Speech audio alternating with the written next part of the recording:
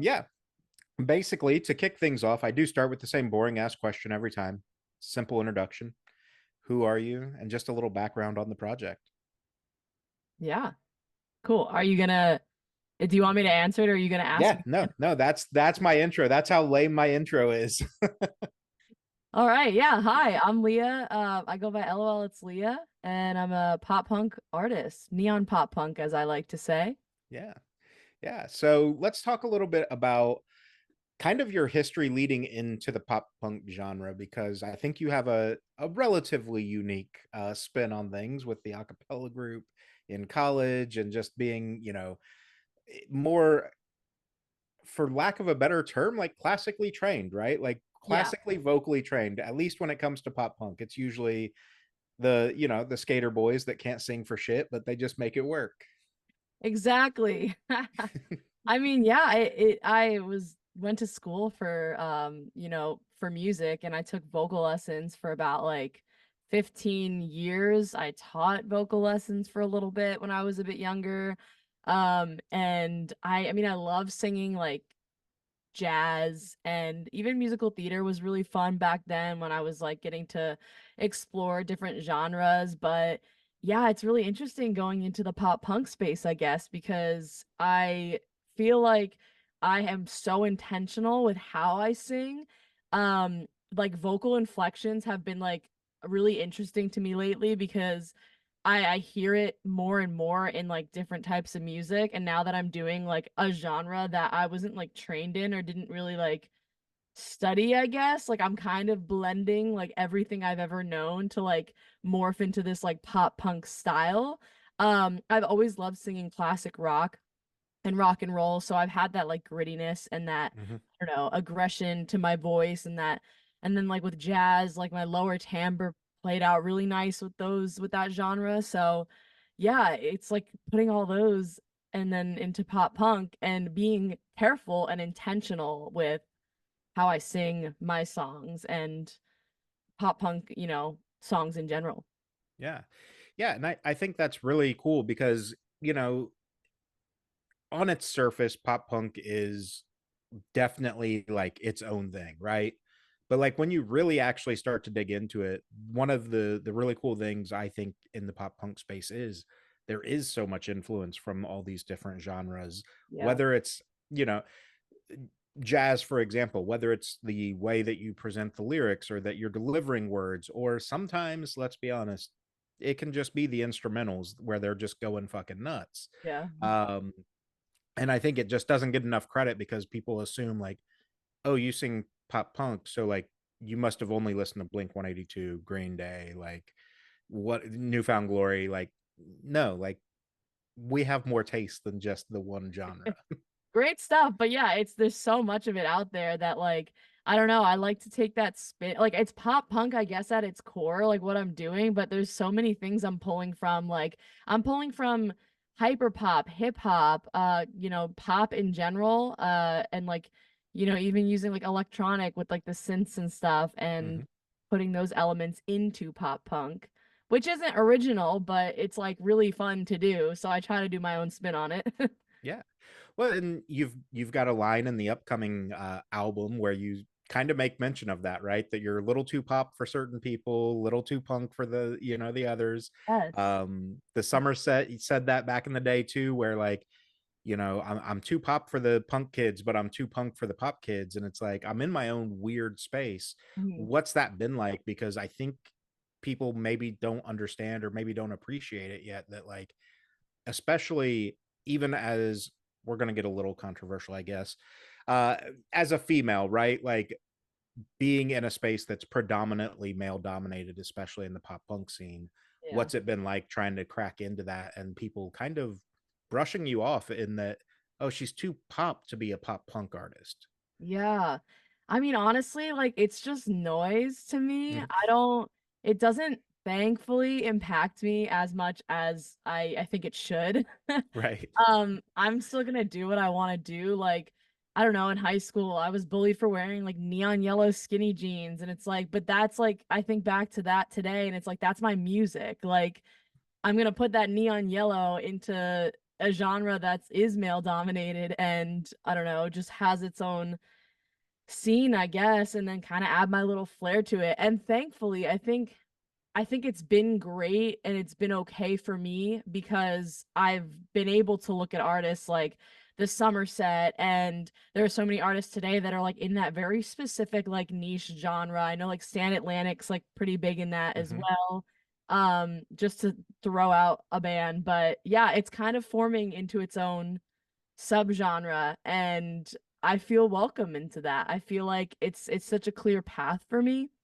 I don't even, I feel like maybe a little poser energy. Like I didn't even listen to like some of those bands that you mentioned like growing. Right. I strictly discovered that Mayday Parade, like Cobra Starship, like Hollywood Undead, like those were my that's what I would be listening to, and kind of where my style Hmm. stemmed from, I guess. So in a sense, like sure, people can call me whatever they want. But at the end of the day, it's like, well, this is what I enjoy doing, and I know there's an audience out there that really likes it. Um, and it's really cool to be able to like tap into those different markets, like, the pop punk, like straight down the line. Like I can fit in there if I really tried hard Hmm. enough, if I wanted to. If I wanted to go a little bit more like alt pop, or if I wanted to go a little new metal, like there are some elements like hyper pop that I can kind of I was just having a conversation with my friend about this yesterday. We were sending like hella voice memos back and forth about genre. Because it's like at nowadays it's like, I mean, genre can be completely, we can completely get rid of it and everyone can just do whatever they want, and it's very fluid, right? Genre is Right. fluid, but there's so many options and, different avenues you can go down. So like why not dabble in all of them and try it out? But and I've been saying that for years, right? Like the genre labels have been dead for a decade. I mean, let's be very honest about it. But they're good. They serve their purpose for like broad strokes on, if you like pop punk, here's whatever. But like the thing that bothers me still about genre labels is the elitists of all the different genres, and like I'll, throw out a band and I'm like, hey, have you heard this new metal band? And I send it to a friend and they'll be like, it's not metal. This is, like, shut the fuck up. All right. Like, you knew what I meant. It didn't have to get that deep. And I think you're right, though. Like, the way that the musical genres have gone now, it is this really cool thing where, like, nobody fits in the fucking box anymore. Yeah. Everybody's trying something new, reaching out to those different spaces. Like, Rivals, I think, is a really good example of that too, with what Kaylee's been doing. Like, her new song is nothing like fucking Lavender, or, like, she has changed Oh, so good much though. about it. I Yeah, love Singing oh, songs. they're so fucking dope. Yeah. Um, but I think at the core, what makes it successful, and I think you could speak to this, is the authenticity of it, right? Like, I'm not pretending to be this thing. I am this thing, and whether you like it Yeah. or not, I'm going to do it. Yeah, I'm just leaning into it more. Like I'm just gonna keep leaning into it more. It's fun. It feels like a really cool reflection of everything I want to be, like bright and colorful and exciting and bouncy, and I want to bring that into like an aggressive genre. But that's the thing. Again, pop punk was dominated for so long by heartbroken teenage boys writing this, the sad boy shit and the angry boy shit, and it's like we need something to lift the the space a little bit too, because like I think more often than not, what I've seen, especially at shows, is like the demographic has changed so much. Mhm. And now, I'm 39. I've been to a ton of shows where like people my age are bringing their kids, and it's like, okay, but this 10-year-old doesn't want to hear about, this breakup necessarily, and be sad and cry in the corner. Like, they can't understand that. But that's where like your music is really cool, because like it's upbeat. It has, sure, it has those deeper meanings, but Mhm. like on the surface, pretty much anybody can grab onto it and be like, okay, I fuck with this. Yeah. That's great. I love that too, because it's funny. I grew up like writing music when I was really little. Like I've been writing music since I was very young, and my writing style has been similar the entire time. And it's literally just like a piano and vocals, and it's like a sad boy ballad. It all comes out sad. And then Mhm. I get to be like, all right, I have all these feelings. I put them out somewhere. How do we turn that into something we can like, we have to accept and we have to live with, but we're gonna have a fucking party while we're dealing with those emotions. Right. Yeah, that's the thing is I think, especially like as society has changed, I'm not trying to get deep with our conversation necessarily, but as society has changed too, like now it's okay for people to talk about their feelings and it's encouraged and whatnot. Whereas, 15, 20 years ago, especially, it was very much yeah, we don't talk about that. So, like, True. go listen to your sad music, go, do your angry thing, whatever. And now it's like, no, let's put it on display. Let's, like you said, kind of, we'll write sad boy shit, but we're going to throw glitter at it. We're going to make it fluorescent. We're going to have fun. Yes, love that. Truer words haven't been spoken. That's great. Yeah. Awesome. So talk about, growing up in New Jersey and the musical scene that exists over there is insane. It's obviously brought about some of the legends in the pop punk and emo realm. What's it been like for you kind of cutting your teeth, for lack of a better term, in that region and trying to branch out? So there's been like a massive 10-year gap in that. So I'm rediscovering it. I grew up here. I'm in Jersey now. So I grew up born and raised in New Jersey. When I was a teenager, I would go out to shows and I was, you know, underage, so I wasn't really like sticking around, and like obviously the culture of it was very different. Like my friend and I would just stand in the back with like a pineapple juice and we'd just like watch the show and then leave. But a couple of those venues don't even exist anymore. I moved away for 10 years, so I haven't really. I came back, and like if a friend's playing in town or when I come back and I want to put on a show because I have a lot of friends and family friends that are here that want to see what I'm doing, I'll invite everyone out, but I just kind of dropped myself back into the scene out here 3 4 months ago, and so I'm still figuring that out. I mean, I have some great friends I've met online, and like even right before I left, literally right before I left, I was like teaching like lessons and at like 18, 19, and I had some friends from that, and we all got together for my friend's birthday this past weekend, and I'm like, "Oh my gosh, look at this. There's a little scene here. Like we're all in a band." Yeah. And that made me really happy. So I hope to just like keep, getting further into that and I guess exploring the scene. But yeah, I mean, I want to start like opening up as like a local opener, like for bands coming through Asbury, and I'll get there soon probably, but it's definitely new to me, but it's been cool so far. I'm really just trying to like dipping my toes in different little scenes in the tri-state area, seeing how they like me, how like our genres or music meshes together, and it's been cool. Yeah. Yeah. I mean, that whole the East Coast in general, but like the tri-state area, it does seem like, you've got bands, back in the day, Taking Back Sunday, Brand New, the Wonder Years, like there've been so many huge hits that have come out of that area. But then like now you've got like Grayson Zane was over in Boston while he was in college. You've got um I'm gonna mess up a bunch of names now because I'm trying to talk about it.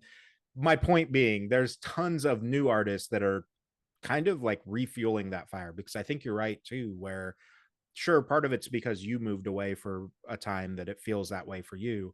But like after, the surge of pop punk, the scene over there kind of just puttered out a little bit because the industry changed to, hey, we only want pop shit. And Mm, now it's like, oh, we're getting back to this really cool space where like not the mainstream is the mainstream. yeah. Yeah. That's Yeah. true. That's true. I think, yeah, it definitely has changed a lot, even just like on paper, I guess, if you look back and like you see who came out of here. But I think that's why I was excited to be back. I'm like, oh, there's so many iconic bands that are from like you know, the East Coast, specifically Jersey has such a good name for that. And I'm Mhm. like, I don't know, every time I was looking into like I was a fan of other bands, I'd find bands and I'm like, they're really connected in their scene. I don't know if that's because they never left, or if it's just because like they worked, I mean, regardless, they worked really hard to be in that scene. So I'm like, maybe that could be me. Maybe I could figure it out. And I mean, I don't know what's gonna come next. It's nice to have be stationed in a house. I haven't lived in a house in a very long time. Yeah. So that's nice again. But yeah, we'll see what's to come. It'll be nice to I go on tour in next week Yeah. and I can drive everywhere versus like I was living out in Los Angeles and then Nashville, and at least in LA it was not easy to drive places. Yeah. So it'll be nice to get in a car and be able to, easily stop at each place. Yeah. Well, yeah, that's the thing for anybody that's never been to LA. Like, whatever the GPS tells you the time is, double it, because between traffic and everything else, it's not the right time. Oh yeah, you can only do like why I always say you can only do one thing in a day. If Yeah. you are gonna go plan a day trip, you're in one area. You're not leaving that area all day. Yeah. No, it's crazy. And I've got friends out there that I was talking to a band I say the other day, it's been like 2 months ago now, I guess, but he literally got stuck on the 405 and he was like, dude, it literally took me 3.5 hours to get home from work today. And I'm like, no, I'd be done. I would have parked my car. I would have fucking walked home. I don't know. Honestly, I'm this is like probably a very unpopular opinion, but I did not mind the traffic that much because it gave me so much time to like voice memo people and Yeah. listen, discover new music. I don't listen to music the way I like anymore the way I used to. I was always like discovering new artists, and it would like I was writing songs in my car in LA like on the way home, and I just that is just not a thing anymore. The way I discover and listen to music is completely different now. So I do love it for that. I don't know. I was never really bothered by the traffic. Maybe I'm insane, but And maybe different, different priorities or, whatever. Cause like he's married with kids and whatnot too. So like trying to get home to see the I mean, no kids and one all really that. likes the traffic. I'm saying, Right. I'll be honest, like it's not a favorable thing. Yeah. Yeah. Let's dive into kind of you've touched on it, but your writing experience and kind of the way that you're taking these experiences that you have throughout life and trying to make them obviously there's still a bit of a veil, of lyrics to cover up what the real meaning is because that's artistry. But like talk about trying to make it a relatable or digestible thing for fans on the mass versus trying to be hyper specific about the situation. It's funny you say that because even when I go into writing sessions now, which has been like I say this all the time, it's been a new thing to get into writing sessions with other people, but it's been great. It's been fun. There's been awesome stuff that comes out of it, but I am a very literal writer when it comes to like obviously there is like artistry to it. There is like a fun twisted way to like say what I'm trying to say, but I often find myself like when I'm writing with someone specifically, or even if I like talk to myself when I'm like writing it in my notes, I'm like, no, this has to be more literal. I don't like to like dance around, what I'm trying to say. Like I just want to say it. So I really like that type of songwriting. I don't what was the question? I feel like yeah, just what was just the way that you write, like trying to make it relatable versus hyper niche. relatable? Yeah. I mean, I And feel maybe like it comes naturally, maybe it's I just the way it rolls out. I mean, if it's relatable, if the stuff I'm making is relatable, then yes, it comes naturally. I don't think I think about the relatability when I think about like, will this hit? I think I'm more thinking of like, will this catchy hook like make people want to get up out of their seats and just like scream everything out and forget all their worries? That's how I Yeah. think I'm relatable. When it comes to lyrics, maybe it's selfish. It's probably the Leo in me, and I hope this comes out right. But I don't really like. I share my experiences, and I put it into a song. I don't really think about how other people can relate to it. However, most of the time, the things that I go through are the things that people go through a lot in situationships, getting older. They're all topics that I think we all experience. And I think that that's a relatable factor of it. But I don't really think about that. Kind of just write what's on my mind. And then it's really awesome when I actually, I got a message the other day. I don't remember exactly what it said, but someone had mentioned about a song that I thought was like ridiculously unrelatable. I don't even know how it would hit a heartstring to somebody. It's just fun to listen to. And they're like, wow, this song really resonated with me. The lyrics were extremely relatable. I'm like, there's no way you're going through the exact same thing, but that's incredible. And that makes me happy because it's like it's still like people can interpret it whatever way they want to, and they can take it, you know, take it to heart and use my music to get out those emotions if that's what it does. Like it's up for interpretation. So it's cool to hear when it is relatable. I mean, that's a great thing. Yeah. Well, and I think, what you just touched on too is a perfect like segue or whatever. Like I often say that that's the beautiful thing about art, right? Is like you as the creator know what you're doing, like you know exactly what the situation's about, every little, pen stroke, or if it was a Yeah. painting, every brush stroke, what it meant. But the second you put it out there for the world, like it can mean a million different things to a million different people just because of how they take it in. But that's again part of the beauty is that, well, maybe you wrote this song about your dog dying, somebody else is going to be like, oh, this is about just having a shit day, or this is about a breakup or whatever, and they That's can so use cool it. that music does that to people. Like I Yeah, think that's awesome. yeah, I totally agree. Let's talk about writing the new project here. You've got Nothing Lasts Forever coming out in just a couple weeks. It's pretty fucking good. I got to listen to it today. I literally got the link to it today, Oh, so got to listen to it a little bit today. So it's a good thing we pushed this back. yay. Yeah. So let's talk about kind of that whole process, because I think again, people don't maybe fully understand or realize like this didn't happen over just the last 6 months. Like this takes time to write an album worth of stuff, a long EP, whatever we're gonna call this one. But I think technically, like timestamp wise, it counts, right? Yes, it's absolutely an album. Oh my goodness. If it wasn't, I would have put another song on there. Yeah, I have yeah, other songs that would have made it longer. No, it definitely counts as an album.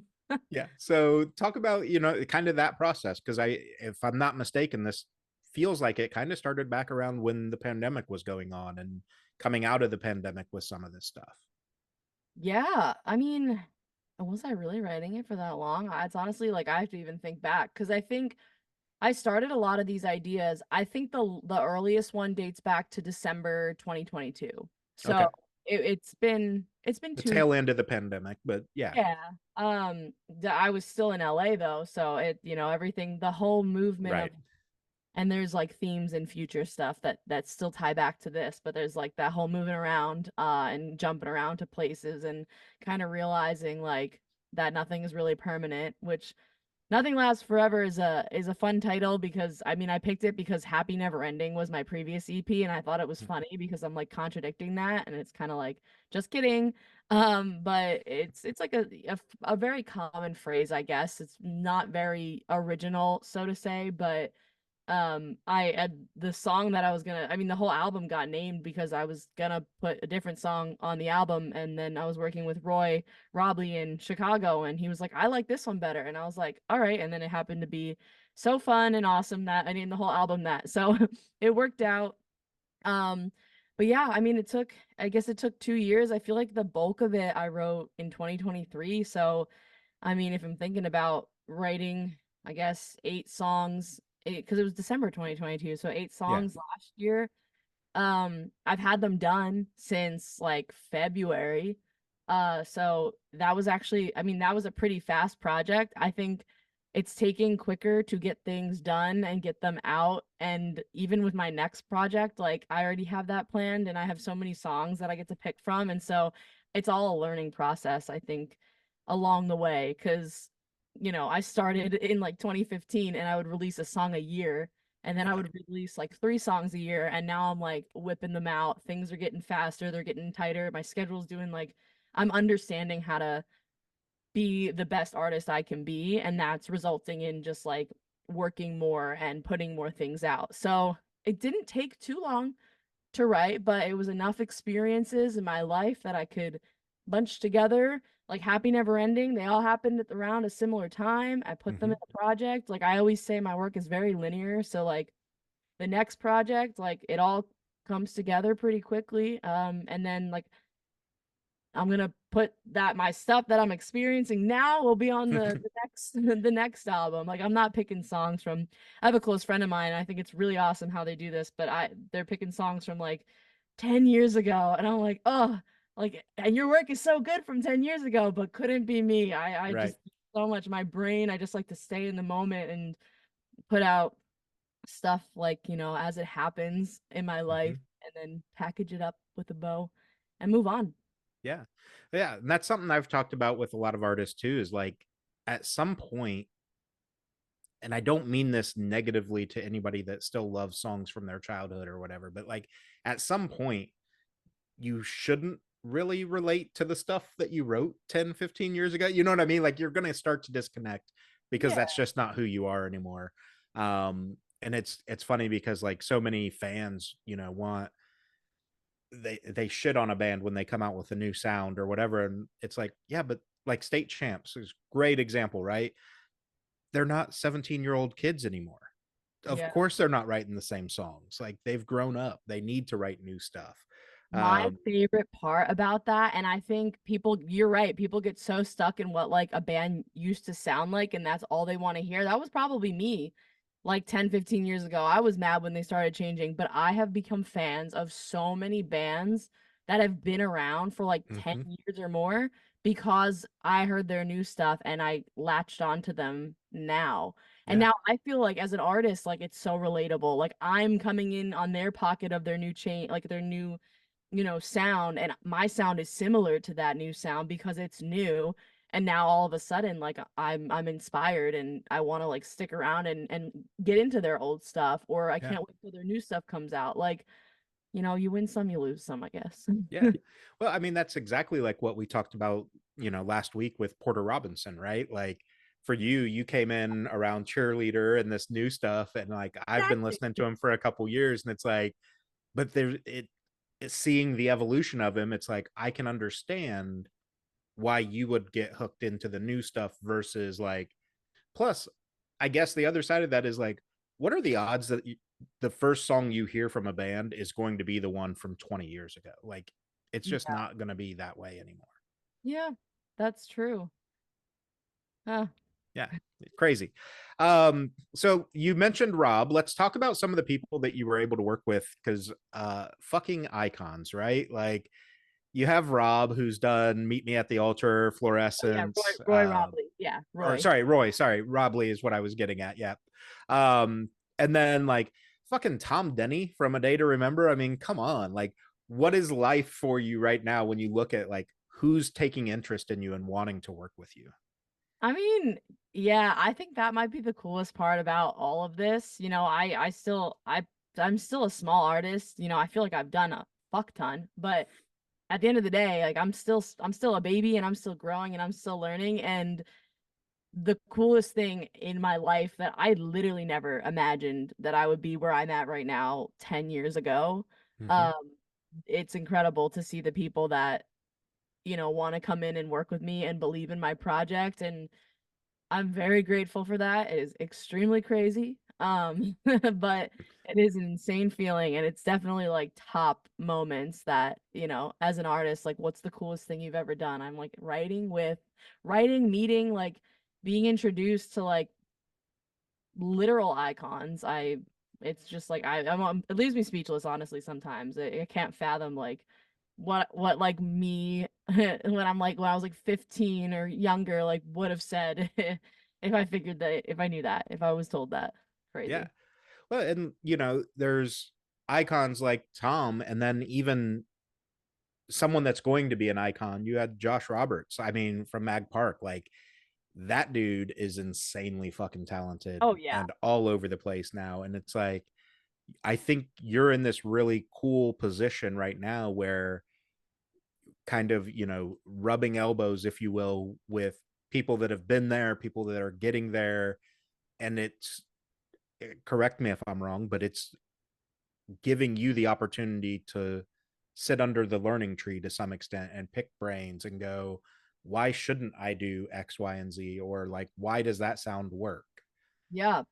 Yeah, and honestly, like I look back and I'm like, Leah, how are you getting like to work with all these people? How do you know all these people? And I'm like, I just, it's just like in my personality, I suppose. I really love people and I love connecting with people. So from getting to, I mean, from being chronically online and literally on my phone 24/7, like that's my day job. Like I get to be online and like browse the interwebs of what's going on. So from doing that and then living out in some of the biggest like music cities and getting to like attend events and parties and shows and come across these people that I would see often and like just like shooting the shit with them and becoming homies. I mean, it really is. I just like love hearing people's stories and getting to connect with people. And like before I know it, like I turn around and I'm like, oh my God, there's look how many friends I've made along the way. Look how many people that I've been inspired by who like believe in me and I believe in them because that's how we met. Like, I don't know, I've Yeah. become a fan. We all become fans of each other. And that's pretty beautiful. I can't lie. It's one of my Yeah. other favorite things is just like getting to connect with, yeah, people up and coming. Like, I have some friends that I've been talking to for like a year or two, and they're like rising to success. I mean, I've met some people before they popped off and then they popped off and I'm like, I knew it. I was rooting for you and I was Yeah. right. So Yeah. it's really cool to like sit back and watch that happen. Yeah. And that's one of the things, it's probably one of the main factors on why I've been doing music journalism as long as I have. I'm this is my 20th year, Wow. and thinking back to, I met Yellow Card back in 2004, and I've worked with them, 11 or 12 different times now over the years, and seeing their progression. And then to your point about like catching people before they blow up, I'm friends with the kids in Definitely Maybe out of Chicago. Yeah, They've they're been blowing up, and it's like, it's so cool to see, this spark and this um passion from everybody in the scene, especially right now. And I think to your point, I've often been asked over the years, like, do you ever get nervous for your interviews or when you're doing, a meet and greet with someone or whatever? And I'm like, no. I mean, starstruck sometimes, right? Like, you're going to have certain people, but at the end of the day, they're just a fucking person that happens to do cool shit. Like, yeah, just treat them like a human. exactly. And that's also it too. It's like I don't know. I go to shows and stuff like this and I'm just like, "Oh my God, another person that likes what I like. Like let's hang out and chat. Like let's talk." And I don't know. Yeah, I can resonate with that too for sure. Yeah. So diving back into the full length album, talk a little bit about some of, so I don't normally ask like the details, right? Like, I don't want to take away a song from somebody by making you say, oh yeah, no, that is about my dead dog. Like, fuck, okay, ruined it. But talk a little bit about the experiences that you're writing about for this album, and like kind of how, like you said earlier, like time moves and so do I. So like, I just need this to be a snapshot of where I was. Yeah. Oh, you said it so much better than I did. Yeah, I love that. I'm gonna remember that one. But yeah, I think it was unintentional. Like I didn't sit. I mean, obviously, I don't plan my life and how I'm gonna experience it and then write songs about it. But like, I wasn't thinking about like, oh, I'm gonna make this a space themed album with rocket ships and clouds and stars. And I that kind of came after the fact when I realized like I'm always on a plane. I'm always moving around. I'm getting myself into situationships that like it's just like come and go and nothing is like very permanent. And then, tying my current life of how fast things move, if I go back to when I was a kid, it's like none of that is gonna happen again. None of that is ever gonna like life is literally never gonna be that again, like Yeah. literally. So, even reflecting further back and like how nostalgia is like so big right now. And I don't know if that's my age, because I'm assuming every decade had their own nostalgic moment, but like obviously for me, it's like we're all getting really into the 90s and the early 2000s, like as a 90s baby. Mm-hmm. And now that that's so prominent, it's like it's such a common theme, I think, in a lot of like so many artists' music that are my age nowadays, Yeah. doing this stuff. So I think there's a lot of, there's a lot of that in the album as well. So yeah, you can relate it to past and present, but like, we're on the plane and we're only moving forward. So you can't harp on it too long, but it's in a literal sense. It's like nothing does last forever. So let's Yeah, there's a quote, I forget. I want to say that it was, I'm gonna forget now for sure. I want to say it was like Tom Hanks or somebody like that. There was this little like actors interview panel thing that they were doing, and he says, this too shall pass. Mhm. And it's like, whether it's a good thing or a bad thing, like this too shall pass. You could be on the highest high you've ever been on, it's going to go away. You could be in the lowest low, it'll go away. So like that, nothing lasts forever is the same kind of concept generally of, hey, this is dope or this is shit, but nothing lasts forever. Like there's going to be another turn for it. Yeah, it's super cool too to like also in a sense to realize like we can be sad about the things that won't last forever. There's that feeling, but Mm-hmm. like it also is a really good reminder that like you're not stuck in a bad state for too long because I mean, at least for me, I can't speak from everybody's mental health, but like I'm able to be like, all right, this sucks for like a couple days, and then I'm like, oh, I'm out of it. Like, Yeah. thank goodness that's over. And my friends sure hear the end of that, they sure hear all that from me. But yeah, yeah, exactly. Yeah. Let's talk a little bit about, because you do mention mental health a little bit throughout the album based on, like the situationships and stuff. Talk a little bit about how important it is to deliver those types of messages to the fan base on, whether it's the fact that it is okay to be sad sometimes, or like, hey, you've been sad about this long enough, it's time to like step up and kick it in the ass. Yeah, honestly, I think a lot of it comes from I beat myself up over like just, sticking my head being stuck in moments that like I wish I could change. Um, and I find myself doing that very often. So I don't know. I guess like I want to make it normalized to like be kind of nutty and be kind of crazy. Not saying I'm like absolutely insane, but I do have my moments where I'm just like if people aren't seeing it on the outside, I don't know how, but if they're not seeing it on the outside, I'm dealing with it on the inside. And it is like I don't know, that scene from SpongeBob where like the whole brain is burning down and there's a bunch of papers flying around. Like that could Yeah. be my brain sometimes. And so I want to make sure that like I don't know, I just want people to like I don't want people to feel like how I feel. And honestly, maybe half of it's me just trying to like normalize it for myself and not put so much blame on, feeling a certain way, right? Like Yeah.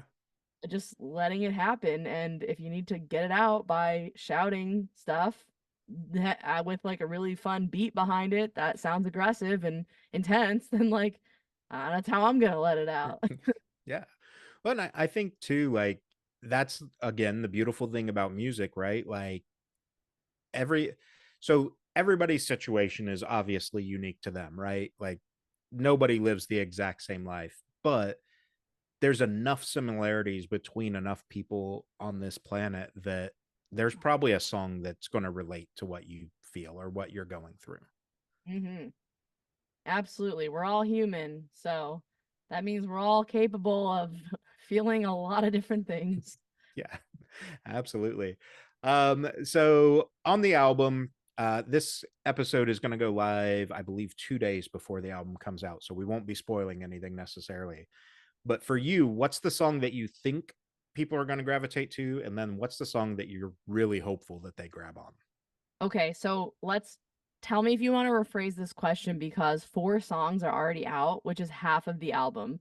So do we want to pick from the new ones or do we want to just do You it can based pick off whatever. Pick data? whatever, even if it's what's already out. I don't I I don't mean, know. I feel like okay, so it's the one that I think people are going to gravitate the most towards. What was Yep. the second one? The one that you hope that they grab onto. Hope. Okay, I was like, I know which one they won't. I Yeah. won't pick that one. Okay, think and hope. So, I mean, from like I guess gravitate. I don't know, like favorite singer has gotten me some really cool opportunities and like people just like that one as a bouncy song and a fun Hmm. song, but like it's so stupid. Like I love writing stupid songs and there's so much more to come, but it's so stupid that I don't think like people are gravitating towards it because it makes them feel like, Right. thought. I think it just is like, oh my God, this is so funny. Let's jam. So I would say maybe that or Call It a Fling, because that one's just like that's relatable. That's Hmm. relatable as hell. It's about, what do we call this? I don't know. All right, well, it's fun. Like there's Yeah. no way anyone can relate to that in any way of their life. It's very common thing. But I guess hope, hmm. I mean, I was gonna say before I was saying which one this one might be the one that people don't Right. gravitate to, but I kind of want to put that as my hope because I love writing fell into a crapshoot and called it love.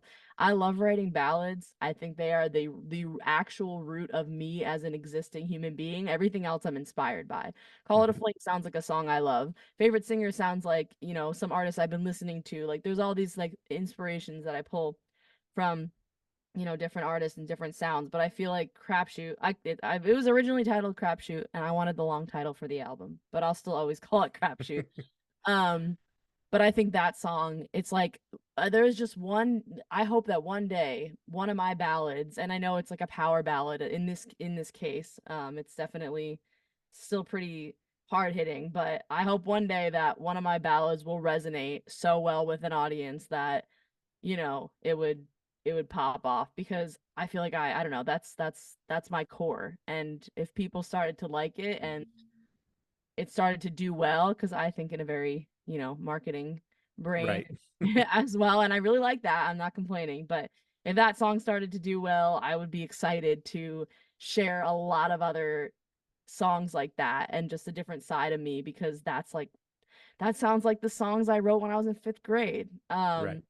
So I would hope that that would resonate with people. But yeah, I think I think Yeah. that's my answer.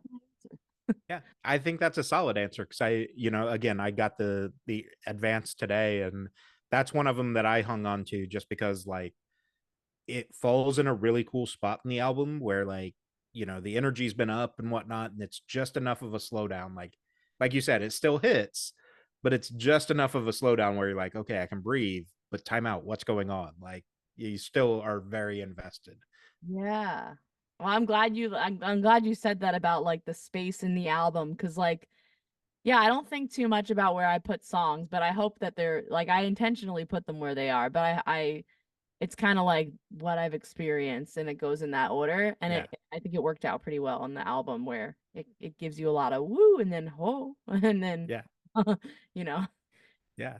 But I think that's the thing too is like obviously it's not a conceptual album. So like yes, you put them in that order, chronologically or whatever, but it's not like you're sitting down and being Coheed and Cambria who have this whole goddamn universe of lore and everything else and you're like this has to fit this right way.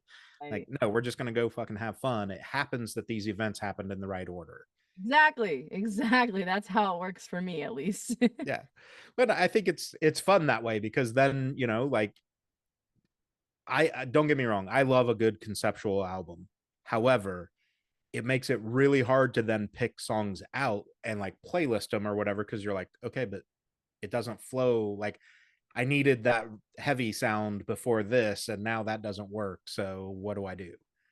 Yeah, I talk about this. I mentioned this friend earlier, but I talk about this with them a lot because they only make big conceptual albums and they do it very well. But yeah, I'm completely opposite. And I'm like, yeah, I just want to like pick and pull. Like, sure, it's chronological, but like, I want it to just be a good time. I want all of these songs to, if someone heard it in a Hot Topic randomly, they'd be like, whoa, what's this? Yeah, Um, I just think it's a different way of sharing art, honestly, of sharing your art, and it just depends on the person. But yeah, that's how I do it.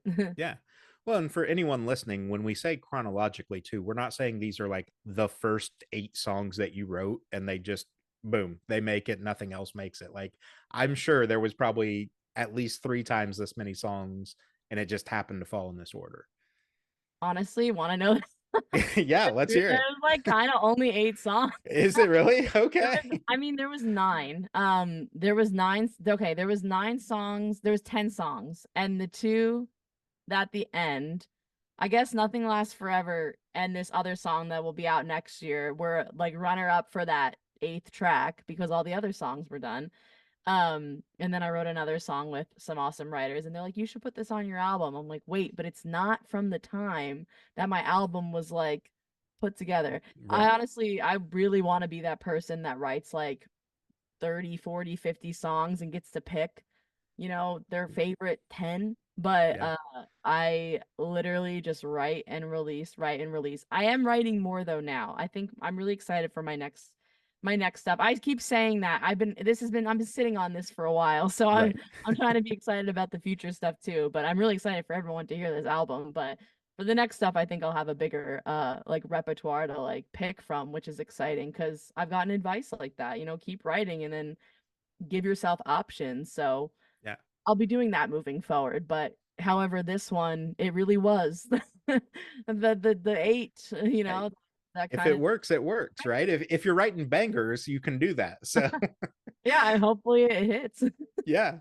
No, that is cool though, because I do talk to a lot of artists that are like, no, dude, you don't understand. Like, if I sent you my Dropbox of song ideas and clips and voice notes or whatever, like you'd go insane. Because there was an artist from the UK that I was talking to the other day. He said he literally had looked at his Dropbox the other day, and he has 250 files in there that are just partial songs, little melodies, like a quick riff. And he's like, I don't know. I literally just randomly click on stuff, and I'm like, nope, that doesn't work. Like, there's no rhyme or reason to it. Wow, I really do think that's impressive though.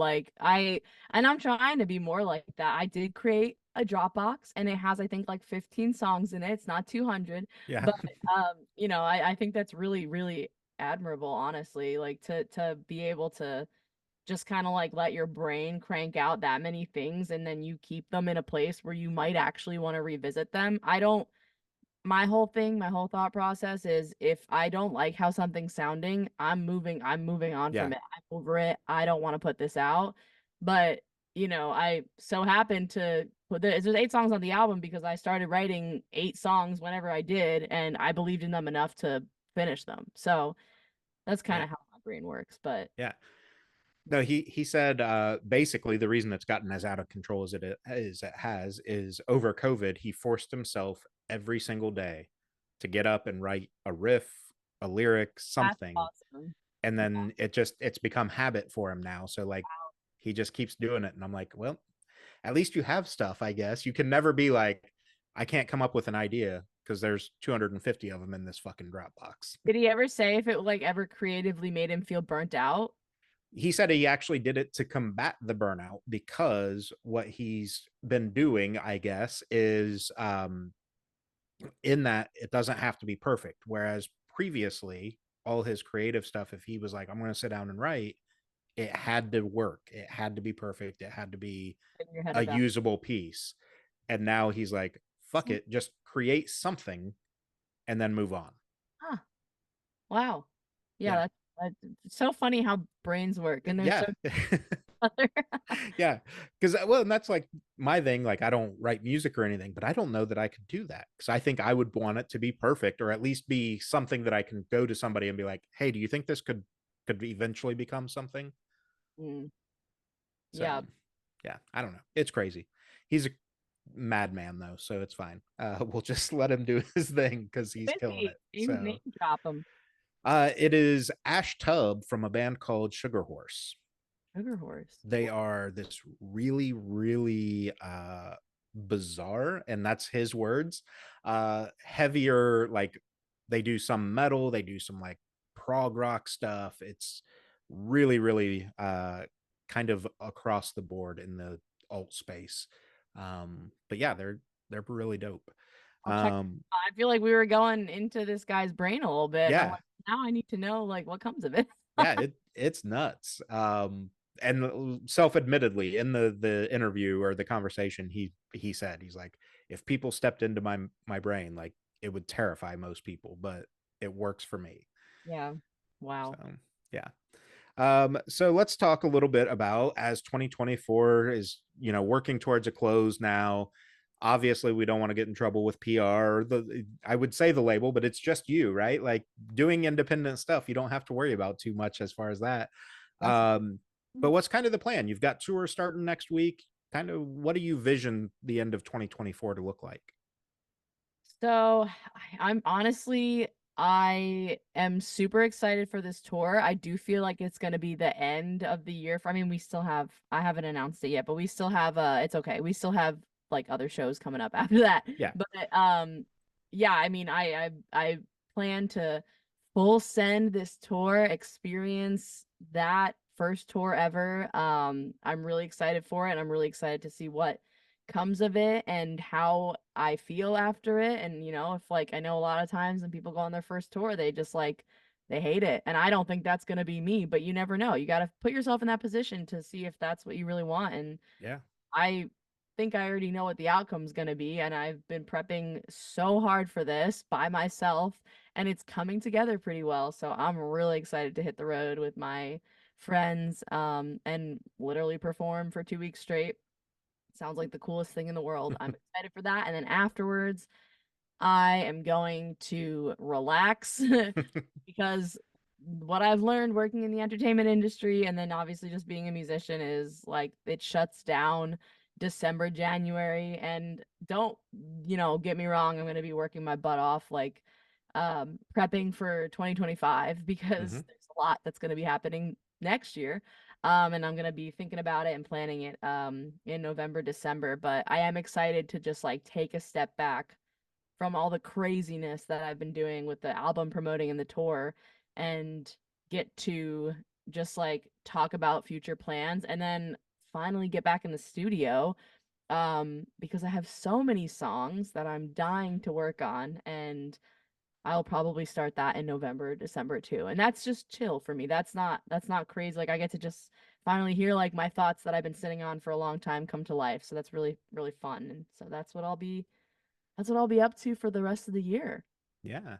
So going into that a little bit on, kind of the transition into 2025, let's say, because I think you're on the right trajectory, especially between social media and, streaming and all of that. Let's say, next year just opens doors. Who's on the list of like, I want to open for these guys? I want to, I need to get out and play with them. Yeah. My top would probably be Mayday Parade. They're my favorite band. They recently entered the life of LOL, it's Leah. They follow me and they see my stuff, which was one of the craziest things that's ever happened in my life. And I'm still like, it's just a follow. Processing it a little bit. Yeah, I'm still processing it because I'm like, oh man, they know what I'm doing now. They know when I'm out having a beer, like I gotta be careful. But definitely them. That would be my dream, honestly, absolute dream. I think like aside from that, I'd love to see myself like if I'm still thinking of openers, bigger scale, I feel like the Wonder Years, Sleeping with Sirens, obviously Mayday Parade, and then I guess like a smaller, no, I guess I say smaller, but these are people that are doing amazing, like Meet Me at the Altar, Charlotte Sands, like Games We Play, um, you know, all people in that scene I feel like would be really cool to hop on a tour with or open for. Yeah. And honestly, like my list is so long. Like I could name a ton of other artists, but I think those are ones that I think of more often than others. Yeah.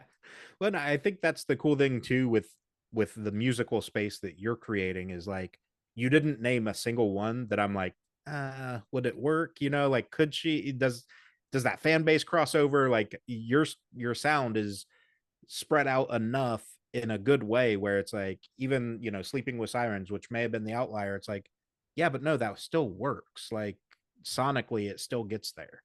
Yeah, yeah, exactly. And it's I feel like with what I'm doing, like it's different enough from these bands that I love and I'd want to play with that I would bring something, a little Hmm. different to the table. So who knows? Who knows Yeah. what'll happen next year, but I'm really looking forward to it. Yeah. And again, I think of those that you named, like I've been a big Mayday Parade fan fucking forever. Mayday Parade is an emotion, absolutely. And my And blanket does that. yeah.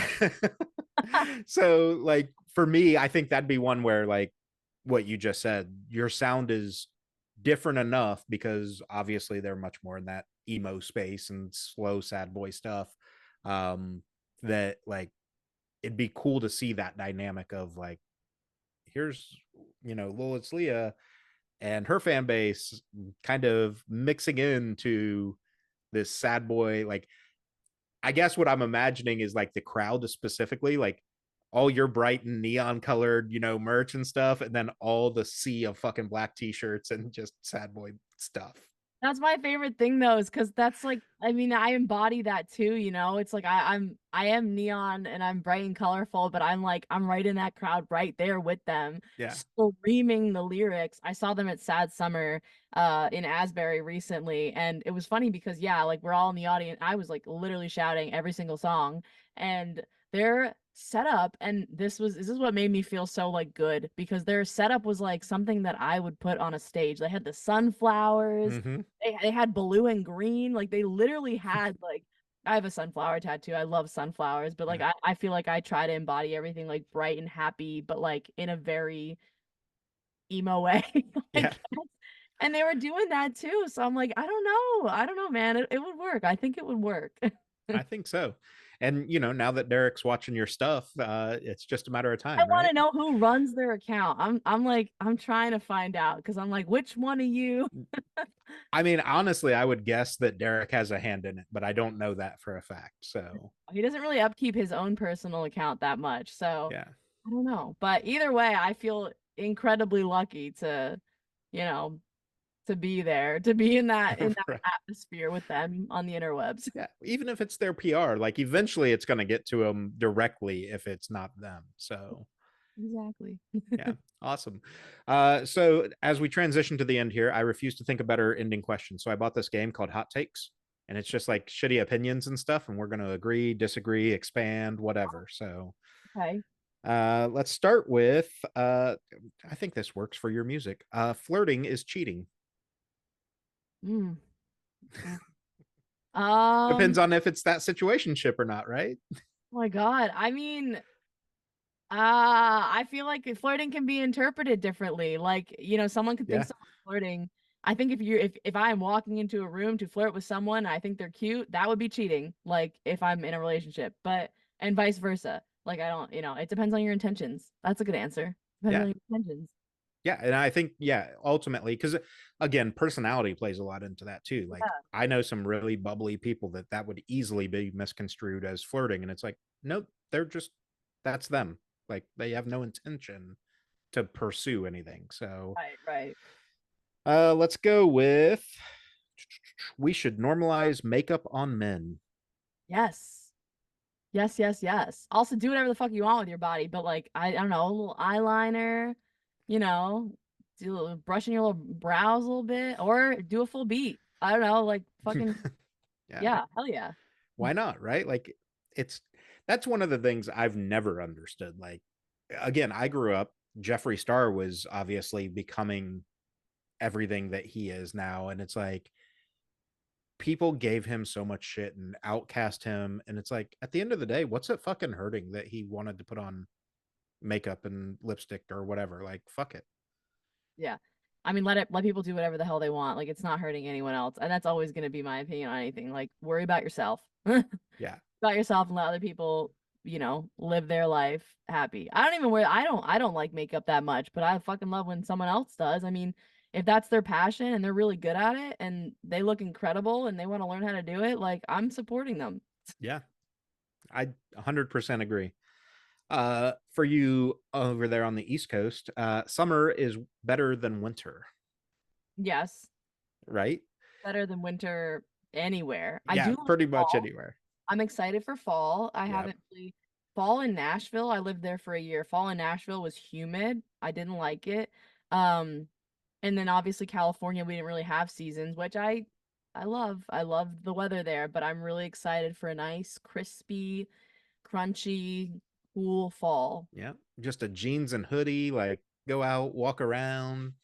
I Awesome love orange leaves and shit. yes, step on some leaves. I love wearing jackets and hoodies, and I my closet is mainly filled with them. And I used to just like suffer and sweat in California for fashion because I'm like, I look so cool and I'm really comfy.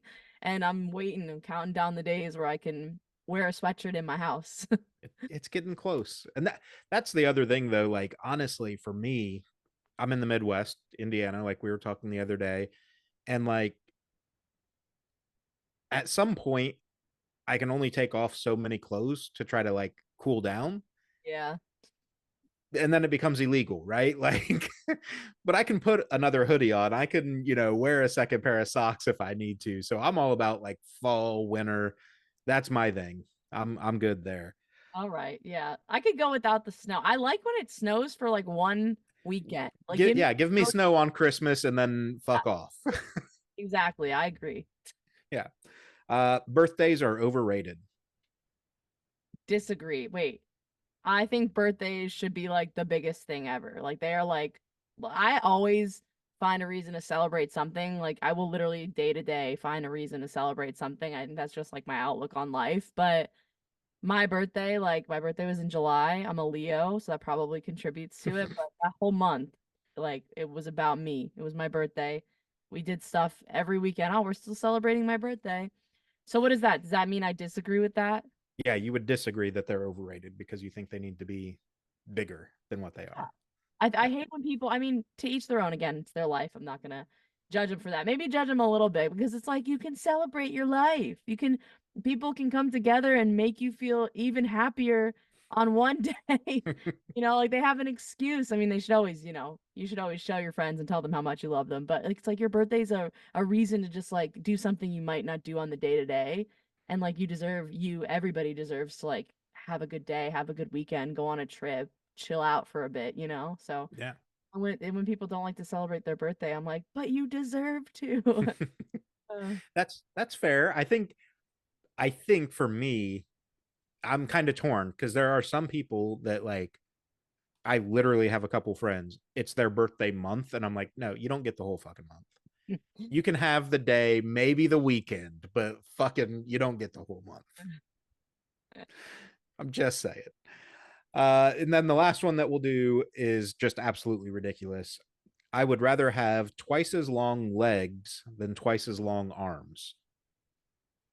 Twice as long legs than twice as long arms. I mean, yeah, I think so. Cause like, I don't know. I mean, I'm always maybe this will help. Like I'm literally always wearing I'm 5'6", so I'm not short, but I'm always wearing platform shoes to Mm-hmm. be taller or to like, you know, make my legs longer and look kind of like taller. Right. So I feel like, I mean, not that having longer legs would make you necessarily taller, but if it did, I feel like that. I think I'm taking it as like everything else stays the same proportion. Your legs are just twice as long as they are now, or your arms are twice as long as they are now. Like for me, the worry on the arms thing is like, look at your arm and then think about it twice as long. Like, how does that fucker bend? What do I do with it? I feel like then that would start giving like Slenderman vibes. Like Yeah, right. your legs are just like that's just a tall person. I guess like maybe that's my perception of like humans, but obviously everyone's built differently. But yeah, but when you think of long arms and the potential, I guess, disproportion of it, like I guess the perk would be you don't have to reach that far. You can You could really tie just your shoe without bending over. Like, exactly. Yeah, I'm trying to think of the positives. So you can grab things and maybe it would be like how would you even play guitar? Like that's what I'm saying. I don't know. Like, do you get a second elbow in it maybe and it bends in two oh, spots? I Yeah. don't like that. No, that's horror movie I don't stuff want now. that. Yeah. Awesome. So obviously I'll link all the socials and stuff. I've had a great time talking with you, Leah, but let's do kind of the standard outro, right? Like I'll link all the socials, but where can people find you? What's the best way to interact? What do you want to tell them before they come see you on tour? And they better come see you on tour. And yeah, just let them know. Yeah, well, if you want to find me anywhere, you can type in LOL it's Leah or LOL it's Leah, however you want to say it, on Google. I'll pop up everywhere. Social media is the same. It's all lolitslea.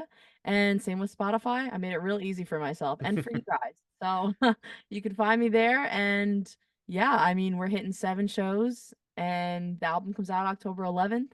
So come see me live. I will be playing live for the rest of my life. So if you don't catch me at the next one, catch me at the next one. And I hope you like the tunes and thanks for having me. Yeah, absolutely.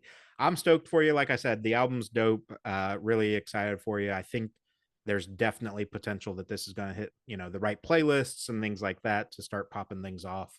Thank you. And I'm excited to see where it all goes because I think, like you mentioned earlier, I think you're going to be one of those bands that I'm going to be like, hey, I interviewed her like 18 months ago, and now look at what the fuck she's doing. Oh, It's thank you. just I insane. appreciate So that. That means a lot. yeah, absolutely. So that's everything on this one. So like I said, we'll talk soon. I'm sure I'll keep you posted on when this goes live and all that fun stuff. But definitely need you to get out to the Midwest in 2025, and we'll link up and do photos or whatever we got to do. Oh, that would be amazing. I would love you to capture a set. Your work Yeah. is incredible. Awesome. Yeah. Appreciate that. So Sure. awesome. I'm going to go eat some dinner and you have a nice Ew. night. Yeah. Ew, all Sweet. right. See ya. All right. See ya.